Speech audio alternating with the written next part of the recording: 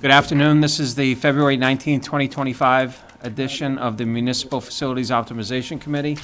We do have a quorum, and this meeting is called to order.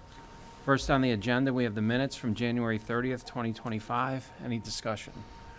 Couple of corrections, I think, at the very end. Justin, I did adjourn, but I can't also second it. Fair.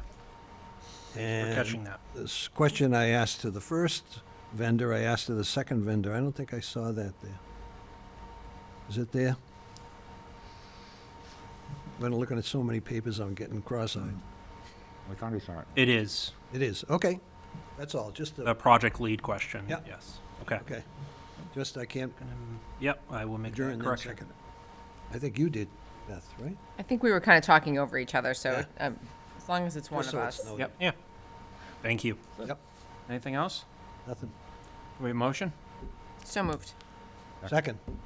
So we have a motion and a second to approve the meeting minutes of January 30th, 2025 with Mr. Walsh's amendment. All those in favor signify by saying aye. Aye. Opposed? So voted unanimously. Next, we have one bill to pay, Vertex Companies, $28,346. Any questions or comments?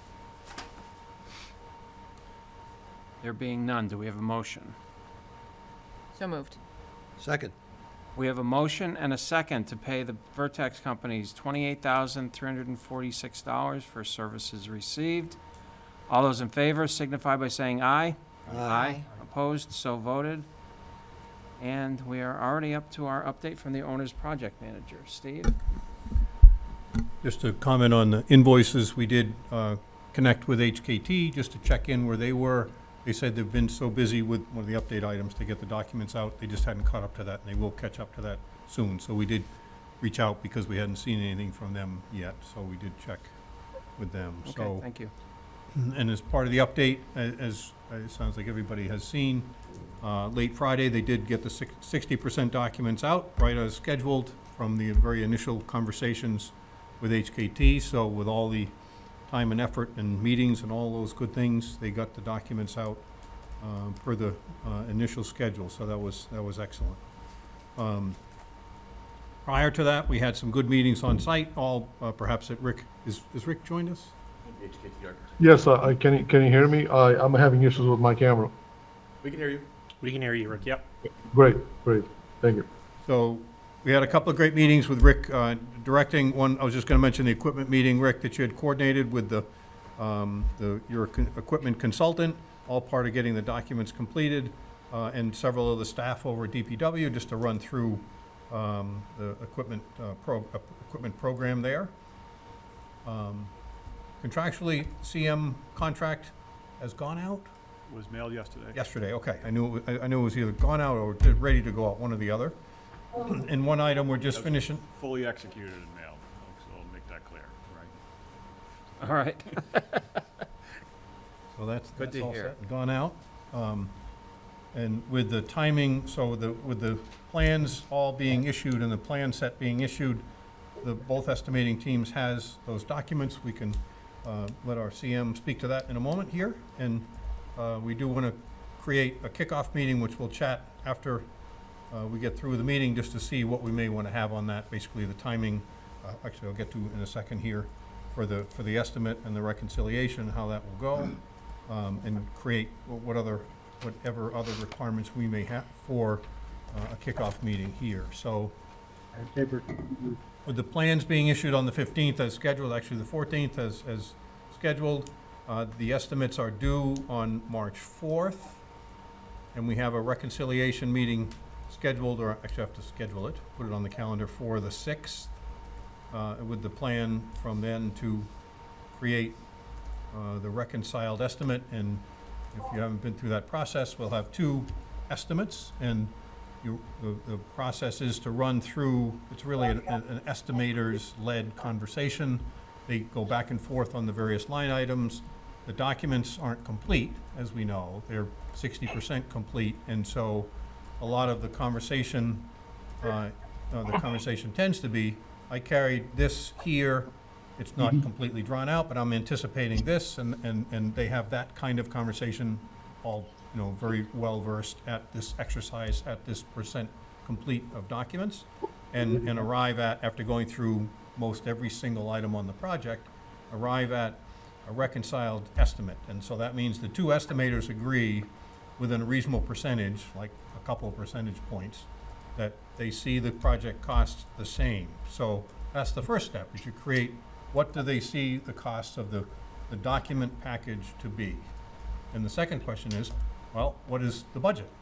And then the task is to find a way, we don't know if it's close or not close, we'll find out in a couple of weeks, to get the project to budget. So that follows the first step of reconciling. So that'll all happen then, starting on the 6th. And that's the update. And Steve, that meeting is among Vertex, the architect, And the CM, yes. So Okay. Fontaine, yeah, to be clear, thank you. Fontaine has received the documents Friday night, and they will be doing one of those estimates. They will take, typically, the OPM provides an estimate. When you bring a CM on board, the CM then provides the OPM's estimate, or takes the place of the OPM's estimate, and the designer continues forward with the designer's estimator. okay. And it's those two estimates that are compared. And then that will be presented to the committee at some point, I would assume. Yeah. So, is he speaking? Sorry. So, yes,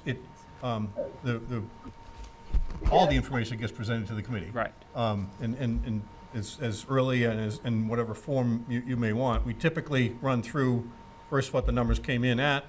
Though it's not really the best indication, the two raw numbers, because they haven't really had an opportunity to review them and understand them. So we typically don't do a whole lot with that. That's why we do the reconciliation right after they Sure. come in. yep, The benefit or the result of that day is typically what gets shared and say, okay, they come in at this and they reconcile to this, and this is what we have done to achieve budget.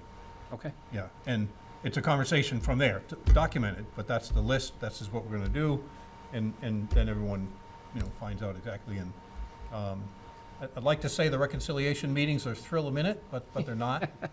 It's a very tedious and appropriately tedious process to go through every single item and have all of the various estimating groups meeting. For example, with Rick's group, he'll have people that can speak to the site work really well, another is an electrical really well estimating, and so he'll have a bunch of different people participating in that conversation just from Rick's team. And I don't know exactly how you guys will do, you could speak to that in a moment. And so everybody comes in at different times during what can be a few hours, because in order to just make the day work with the availability of all those people, they say, okay, we're gonna do this, study this scope of work at 10, we're gonna study this scope at 10:30, this scope at 11, that kind of thing. So, and then that result comes from that. all right. Yep. Thank you for the clarification on that. Any other questions? Steve? Okay. Thanks, Steve. Next, we'll move on to HKT, their update. Rick, we have Rick online tonight. Rick, we Yes. don't have you on camera, but we can hear you, so you're up. Perfect. Yeah, as Steve mentioned, it was a mad dash to get this out on Friday. I sent out a folder containing two sets of drawings, one for the town hall and one for the DPW, and one folder contained the entire project manual for the town hall and DPW, alongside two reports that were done by our building code consultant, one for the town hall and one for the DPW. So that was the package that went out to all on late Friday evening. So with that said, what I'd like to do today is just kind of give an overall view of the DPW, since that's the larger of the two projects. And but I'll start off by prefacing that we've had numerous meetings along the way with the DPW staff, whether it was related to site, whether it was related to operations, or the business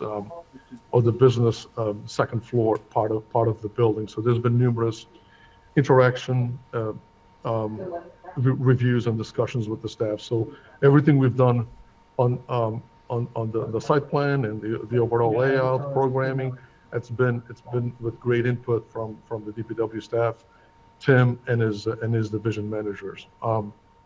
So just wanted to preamble by saying that. With that said, in terms of the overall, what I have here is I have the overall site plan. So this is the proposed site plan layout. So what we've done here is that on the front of the building, as you come on the upper portion of the site, that would be the public entrance, and also the second floor staff and water and sewer. There's a parking area that would accommodate it would accommodate 136 parking spaces. And the way that number was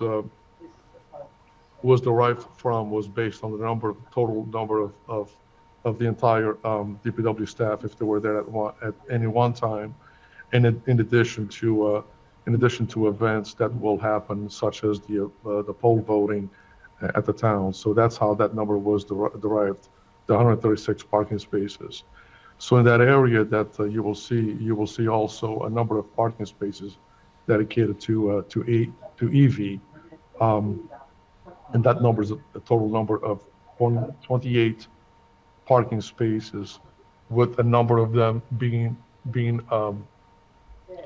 proposed for the future and EV ready. The ones you see at the bottom are EV ready to go. There's a total of number of parking spaces there of proposed EV charging stations of 13 plus 5, so that's 18, and then there's a proposed EV ready number of spaces of about 9 on the upper portion of the parking lot. There's also going to be some pole lighting there on that parking area, along with which I should have mentioned, along with the front entrance to the site will contain a site signage for DPW. There is one area to the bottom of that parking area that has a flagpole. You will see that better on the landscape drawings, and also an area for benches and tables there for the staff. To the bottom of the parking lot, we have an area reserved for future recycling and compost area, and that's the light dark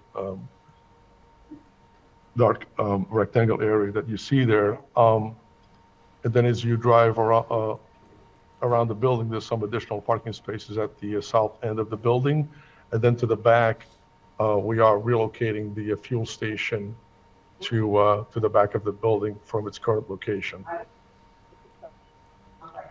If you could please flip through the landscape drawings. Please stop me at any point if you have any questions.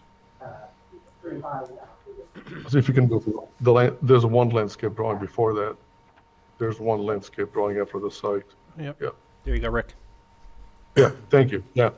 So what this shows is that there's some trees along the parking lot. There's one area that I was mentioning in front of the building.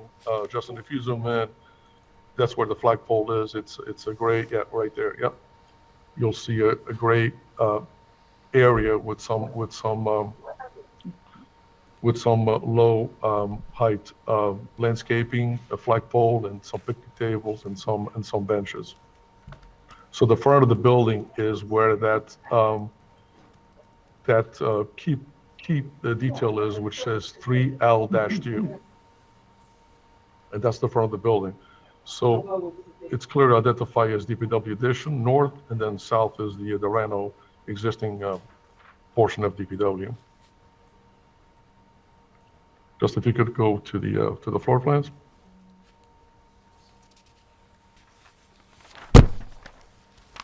The floor plans, the next slide, please.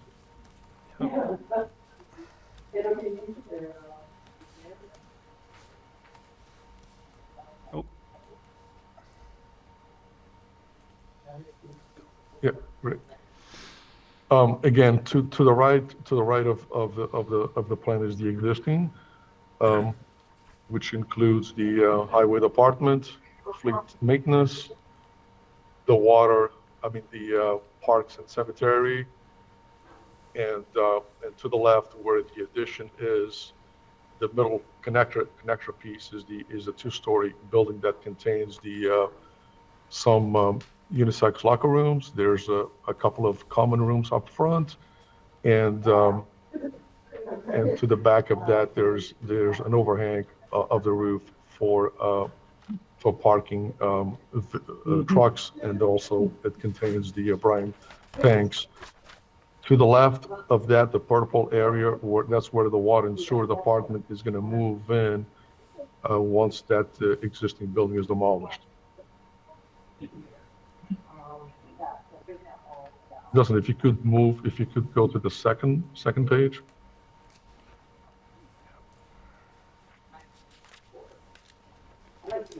Yep.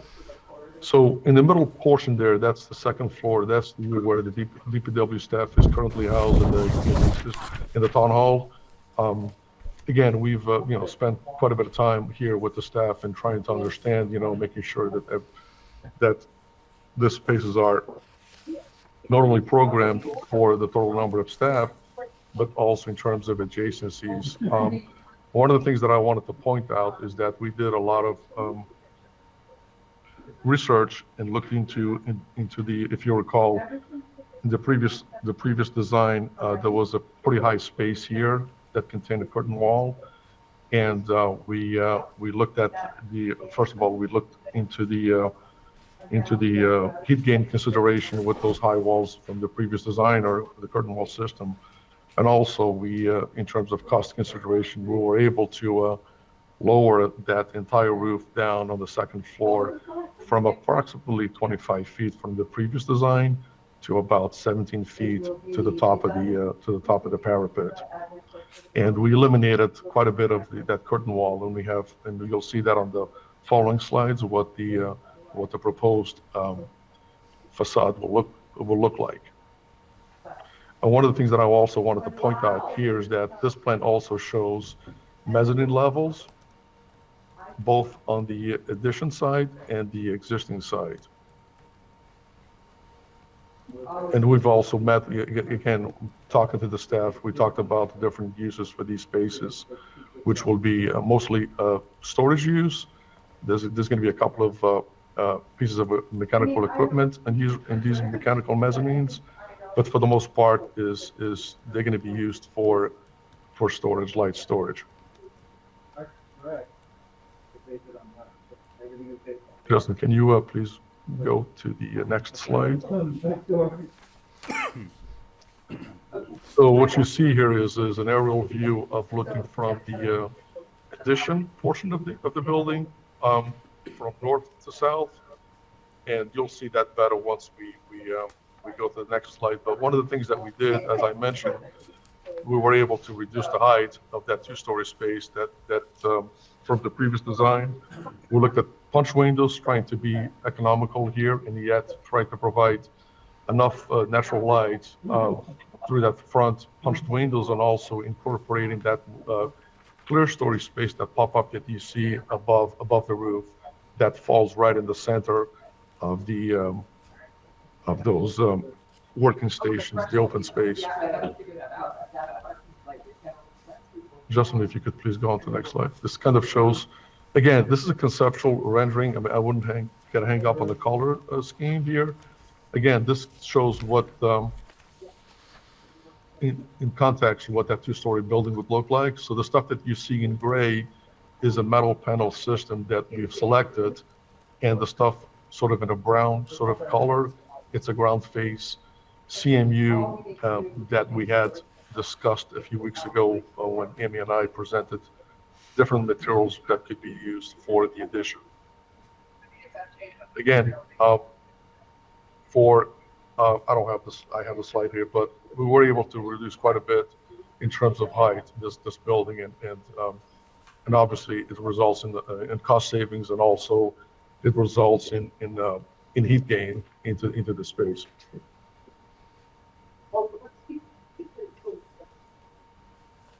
Any questions, comments? Go ahead, Steve. pull your We all look microphone at down. Stephen. What? We all look at Stephen. They all look at me.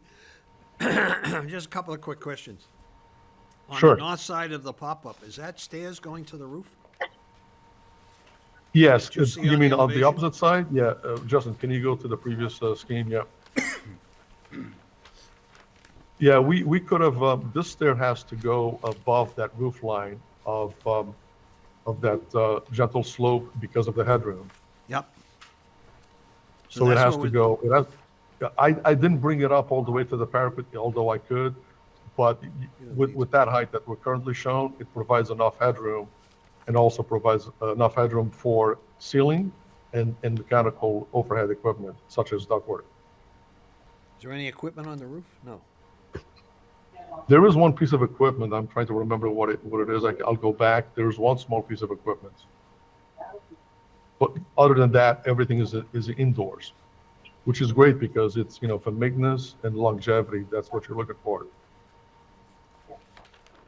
And as I see in the original, we never had windows on the south side of the upstairs, and this shows that no windows too. Right. And we're gonna leave it that way. Okay. I have a lot more questions, but I'm not gonna ask them now. Anybody else?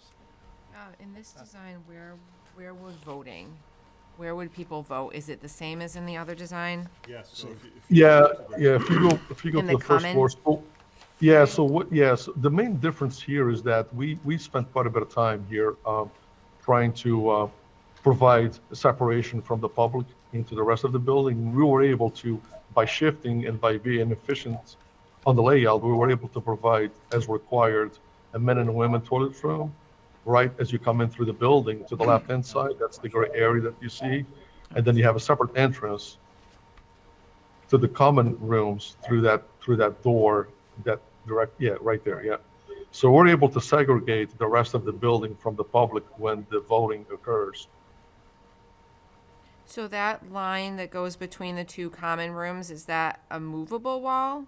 Yes. Yes, it is, yes. Okay, Yeah, They've allowed for a pocket for that partition to fold into at the top. page on Okay. top there, too. so sort of like what we have at the senior center, so you can Very same thing. use the same room, okay. yes. Rick, I just had one question on the floor plan. I see that there are spots for every vehicle that we have, but my question is around seasonal equipment, mowers, blowers, things like that. Do we have a storage area dedicated for those spots so that they're stored indoors? Yeah, but I'm sorry, may I ask who's asking the question? This is Pat. Pat, yeah. We work within the confinements of the existing building. And Pat, were you part of those meetings when we talked about like all of these different spaces? I believe I was, yeah. Yeah. So I know there was some concerns about the parks and cemetery in terms of that space, but we were our directive was to work within the exterior walls of the existing building. I'm not answering your question, but in a way, what I'm saying is that we have to work within the confinements of the exterior walls. So the vehicle representation that you see here is not necessarily we just took what was previously done from diagrammatic, this is just diagrammatic layout in terms of trucks Sure. and equipment. So we're not showing every single piece of equipment here. Okay. To answer your, All right, so that's we're not showing every single piece. to come yeah. then.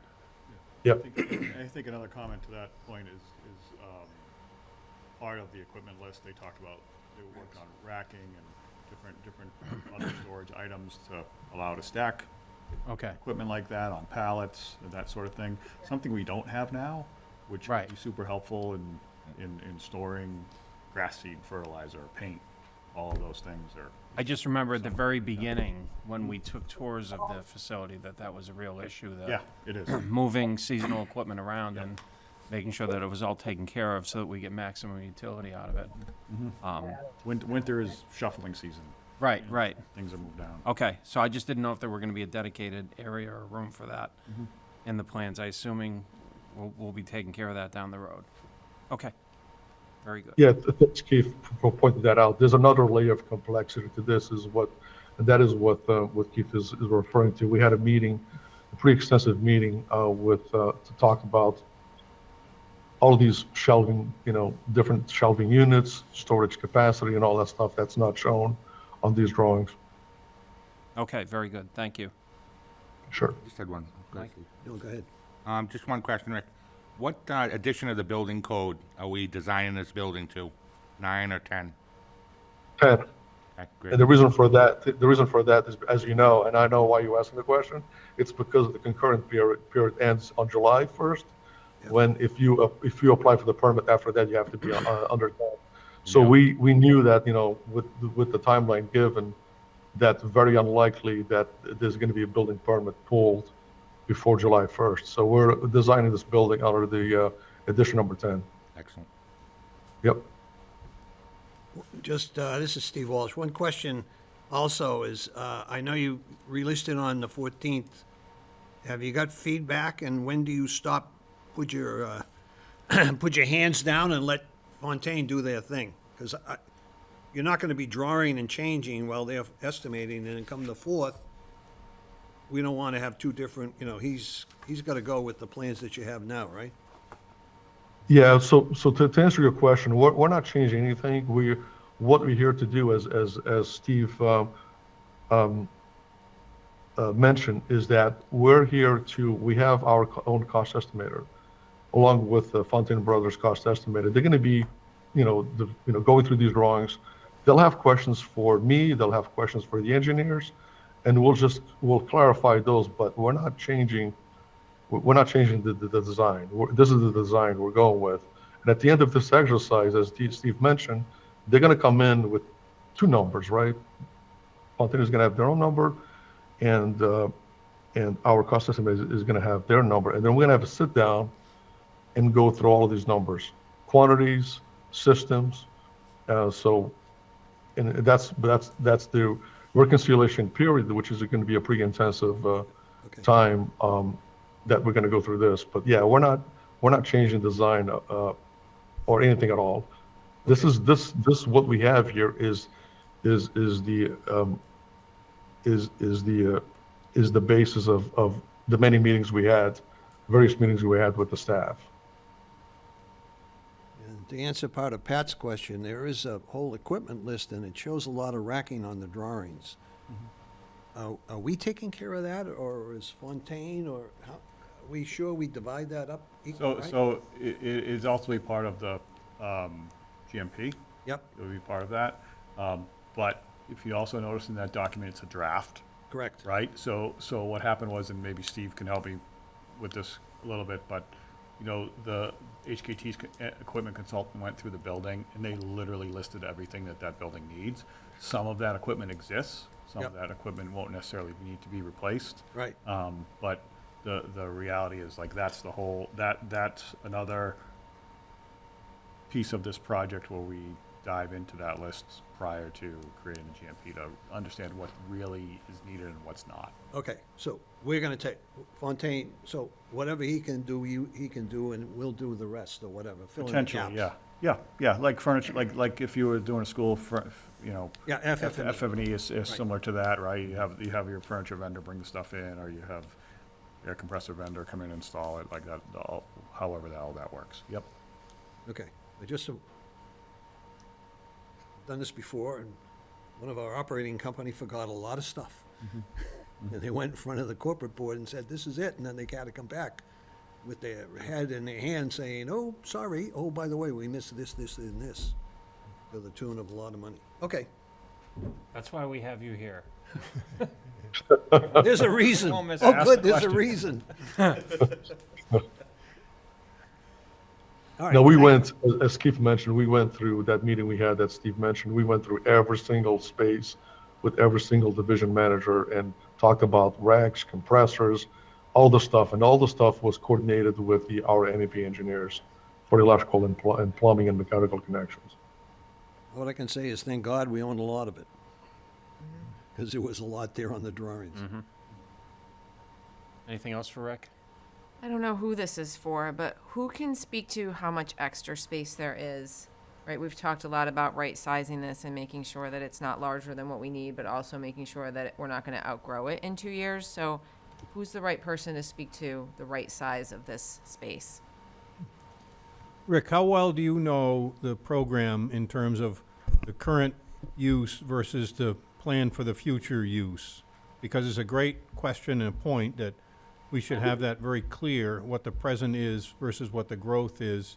Certainly, this committee should have that very clear. And as we know, every department went through all that and said, we're gonna have one more of this and one more of that, you know, and every department did that. So it was my comment, not any gross forecast of things. It was one here and one here with each department, you know, worked through with the leadership.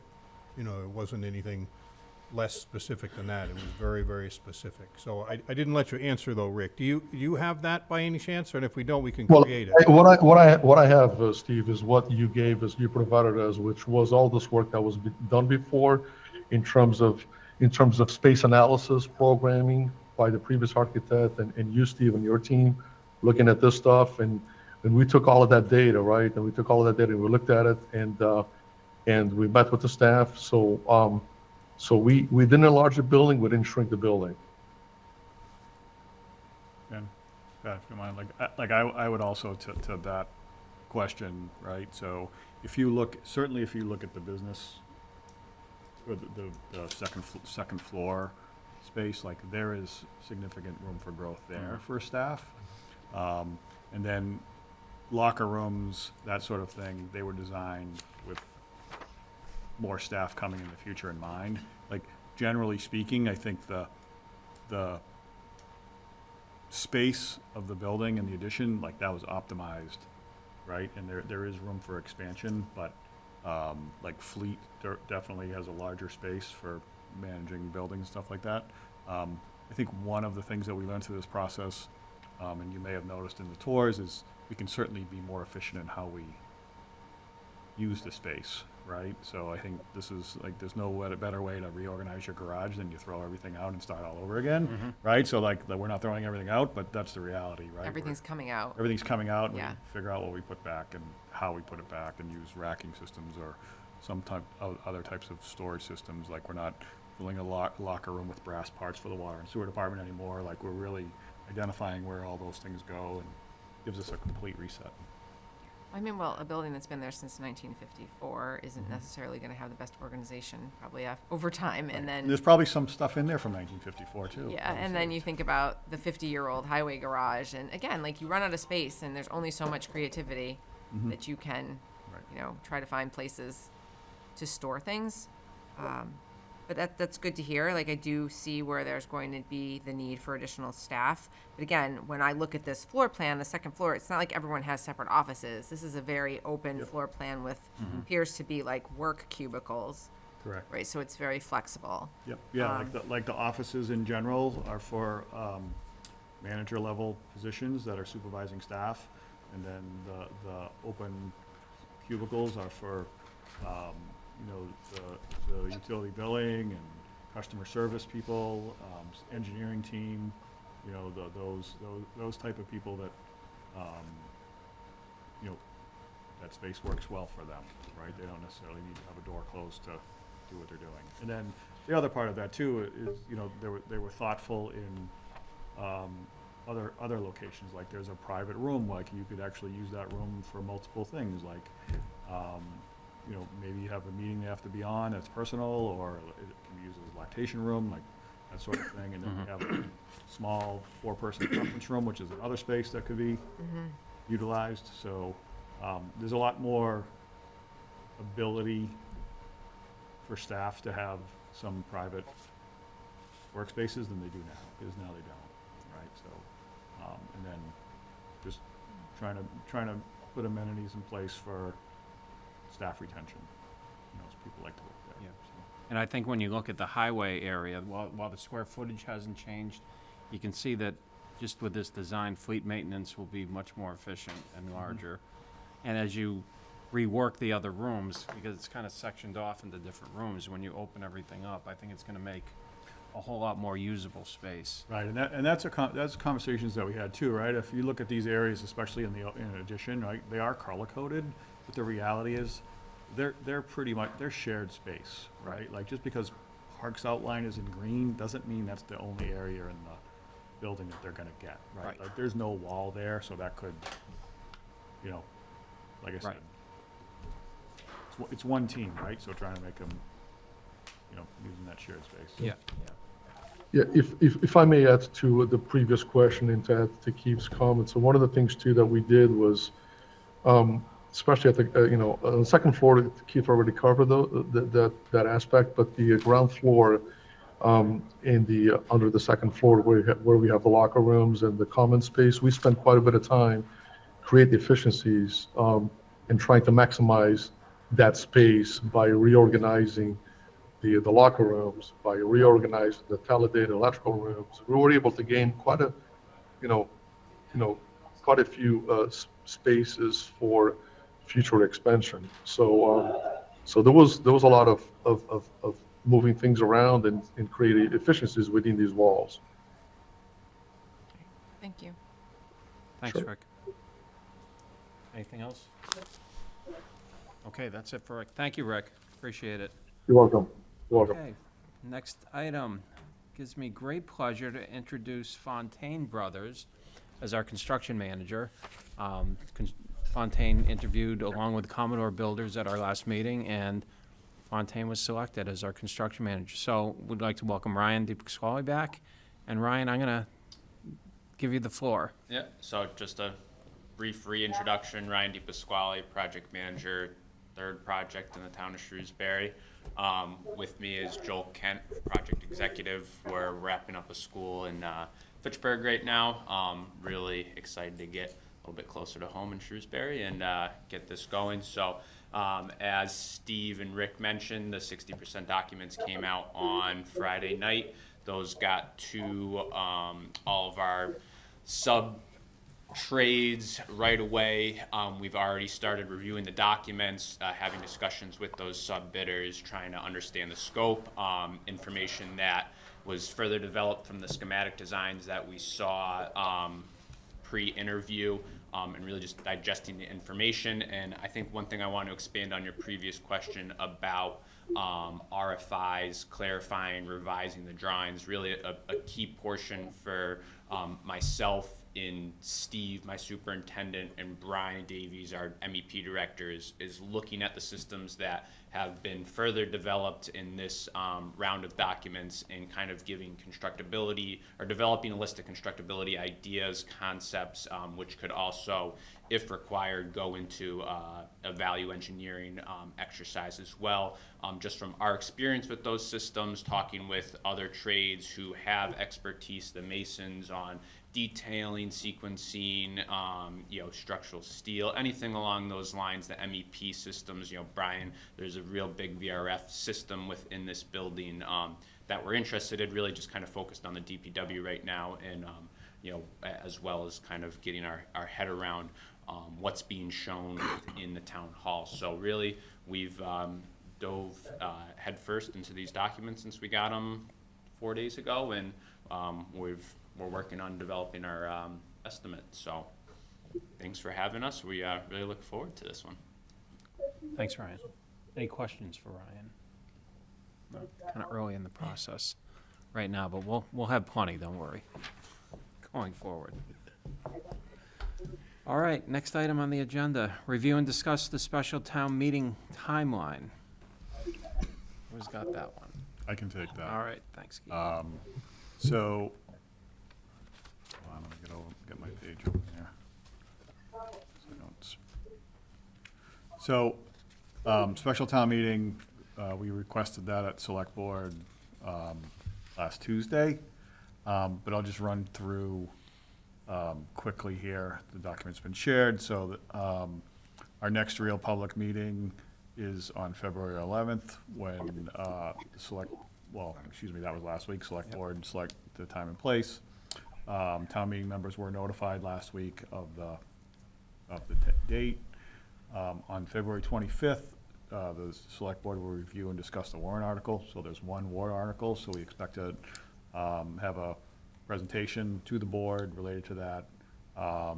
The February 11th is 5 days after reconciliation for the budget day, so we should be very confident on that day with our budget number, although we're still building the budget, so that shouldn't really change. We don't expect it to be lower, that's for sure. And then we've plugged in a few public outreach meetings. So March 19th is the first one, a drop-in meeting from 6:30 to 8:30 PM. We are looking to do that at the DPW garage. You know, Director McInerney thinks that's probably the best, because in the outreach meeting, we'll do two things. One, we'll have you know, the project team there to talk about the design and what we're doing and that sort of thing. And then we're gonna have the DPW divisions have tables set up for each of their divisions to talk about what they do. Because that's a piece that, you know, people don't truly understand what the highway division does, or what, they know they plow the roads and they fix potholes, but they don't really know all the other things they do. Same thing for fleet maintenance, and they don't really know how they get into trucks here, we don't send everything out. Parks and cemetery, same thing, they don't just mow grass, right? So, picture a fourth grade science fair in your head, like that's kind of how we want it to look for people. They can come in anytime during those 2 hours, and talk to people. So that plan is to do that on March 19th, and then April 2nd, so both of those will be pre-special town meeting. And then, the third one, we have a third one scheduled for April 23rd, so that's between town meeting and the election.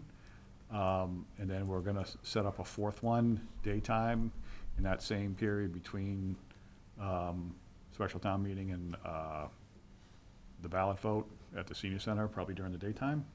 We haven't figured that date out yet, but we're working on that. It'll be around that same time. Few other things, you know, so there are typical election deadlines through the town clerk's office for proponent and opponent for written arguments for the ballot. That's the 24th of March. Then select board is scheduled to sign the annual election warrant on March 25th. March 27th is finance committee for this, so that's the normal finance committee meeting, but part of that will be the public hearing just for this single warrant. And then final recommendations for the debt exclusion article will be April 1st if needed. And then April 4th, memo goes to the town meeting members, and then April 14th, the special town meeting for that. And then there's a few other items related to election beyond that, and then the May 6th annual town election. So we'll be going to town meeting to ask for a borrowing for $30.5 million, which is what our current budget is for this. And then, so we have to ask town meeting to borrow that amount of money. And then we'll go to the May 6th election to ask the residents to exclude the debt on a portion of that, which is $15.5 million, I believe. So whereas the balance of our budget is paid through utility rates that we have scheduled to, you know, to be part of the rate, the water and sewer and stormwater and solid waste enterprise funds. And then from there, we hopefully build a building. Any questions around any of this? I have a couple, Keith. For the drop-in meetings, so is the plan, are we gonna have, you know, like renderings of what we're proposed? Those will be up in Yep. poster form or Yep. something like that? Will there be an opportunity for a walkthrough at least the highway Yes. garage? Yeah, Okay. that's part of the plan too. Like if we can do that during that meeting, we'll certainly allow people to walk through or bring people through the building. Another part of that is setting up TV screens so that we can show the existing conditions video if somebody doesn't want to walk through the buildings, right? And also just have slides go with renderings also. Sure. And how are we planning on advertising? So we'll use our normal social media outlets, of course, use Flash, town meeting member weekly or bi-weekly letters, Yep. emails that go out. Yep. That Taylor does, so that'll happen, and then I think she has her part of her monthly newsletter too. But we'll, Can we get an announcement on SMC? To the course. bulletin board, yeah. Or the Yep. senior center newsletter. we can totally do that, Yep. yep. Should be able to. Okay, cool. The more the better. More the merrier. Yeah, we definitely want people to be able to see the buildings and see the renderings and get comfortable with what the project entails. And be able I to ask mean- questions. Yeah, and I think we're fairly comfortable with the April 2nd, April 23rd meetings. We're a little nervous about the March 19th meeting with being at the DPW garage with still kind of in the throes of winter. But I've also booked alternate sites for those outreach meetings too, so. And these are drop-ins, so there's no presentation. People can Right. come anytime. Right, like that was, I think, a great thought that actually our town manager had, that coming, you let them come when they want, and then just do it. They can talk to who they want to talk to, they can go right to the architect, or they can go and talk to the highway division manager, or fleet division manager, or something like that, so. So if any of our committee is planning to be there, we need to post these. Yeah, I mean, I was planning on I going think we'll to, generally post them Yeah. just to be safe anyways. Yeah. So the 19th, we have a meeting scheduled. Right, so we have a meeting scheduled here. Well, actually, we have a meeting scheduled that night, that's after our normal meeting, so maybe we can have the meeting at the highway garage prior to Like that. at 5:30. At 5:30. And 5:30, yeah. Talk fast, so we're done by 6:30. Yeah. Yeah, Gotcha. Yep. we can do, So do you want the committee at all three of these? If you're available, that would be amazing. yeah, and then I was planning on being at the select board meetings where they're at least discussing the articles. Yep, and I think for finance committee, it would be. And finance committee as well, for obviously. either the chair or Yeah, somebody to speak to that besides me. I'm happy to do it, but yeah, yeah. always nice when it's Right, absolutely. the same person. Good. Any other questions on the schedule going forward? Steve? Just that, I know we're heavy on the DPW garage, but you're also gonna bring the town hall and all the items in that regard too. Absolutely. So the town hall 60% design really was focused on mechanical, life safety. Right. ADA improvements, that sort of thing. We do have to go through the entire programming process. We know that there's going to be a portion of that where we're going to move offices around, so there may be some walls moved or that sort of thing. Like, we know that's gonna happen, but it's, in the grand scheme of the budget, it's a small piece of it related to the other work that we're doing here. So, that's to come, and we did that in 2021. But now we have to get all the department heads that are in town hall back together and start that over, making sure that we're truly meeting their needs. And then, there's an opportunity here, it's similar to the DPW garage, right? Like, we have an opportunity to kind of refresh a little bit, like really look at departments, like, hey, what departments really should be next door to each other? Like, what would be a good suite, like maybe all the finances in one area, that sort of thing. Like, just looking at those opportunities that we may have. And the schools would be involved in that because it impacts their would. area also, because they've Absolutely. outgrown their space as They've- well. They've outgrown their space, so we have to make sure that we're meeting their needs, make sure that they had talked about moving 11 people From Parker Road. from Parker Road to this building. I don't know if that number still is the same, so we want to make sure that they're comfortable and they have the spaces that they need to. Absolutely. Good. All right. I think did we kind of discuss and review outreach, or do we have other outreach that we have going on? I think our general outreach now is really focused on our public outreach meetings, and then getting these new drawings up onto our website and making sure that we're spreading that word also. Okay. So, just, I don't know if this can be, it's very difficult. People don't think to look under municipal facility. Like, is there a way to, I think that's for something. Taylor to be like, when people put in DPW, that it brings them there? I don't know if there's a way to do that, but Yeah, we can certainly ask her if there's. no one's going to type in this Right. and think that they're gonna find this DPW project. I mean, we have put a button on the homepage before for other items, maybe. Maybe we can do that. Maybe it's appropriate to do that here. I think that would be great. Can we just put MFOC on, and that might just, raise their Wait, curiosity? Yeah, what? just a curiosity. And then just a note that the select board is recording a roundtable tomorrow evening, and that Pat and Keith are going to participate in that to provide another way for our residents to get familiar with the project. Good. Anything else? Anybody have any other business that we need to discuss? Next meeting? Next meeting. We're on a monthly That would be schedule. March 19th is our next regularly scheduled meeting, Yes. and we will go from there. The drop-in. And that will be, we're gonna try and do that at the, Yeah, I think we'll do, I think, I Garage. think we can set that up at the garage, and then that way we're not traveling across town, so. The drop-in session. excellent. 5:30. Followed by drop-in. All right, got it. All right, I think that's everything. Do we have a motion to adjourn? So moved. Second. Okay, we have a motion and a second to adjourn. All those in favor? Aye. Aye. Opposed? So voted. We are adjourned. Thank you, everybody.